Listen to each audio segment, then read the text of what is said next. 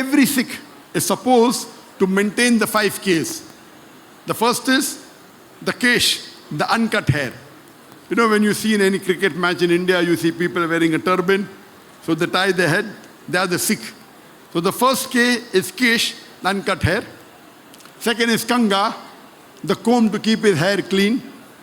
The third is the kada, the metal bracelet for strength. Number 4 is the kirpan, that is the dagger for self-defense. And number 5 is the kacha, the long underdrawers or undergarment for agility. So every Sikh is supposed to maintain all his 5 Ks. And the Sikh are known for maintaining the label. Wherever they go, almost all of them, they will be proud to wear the turban, to keep the beard, to wear the kala, to wear the kirpan. They are very proud of their religion.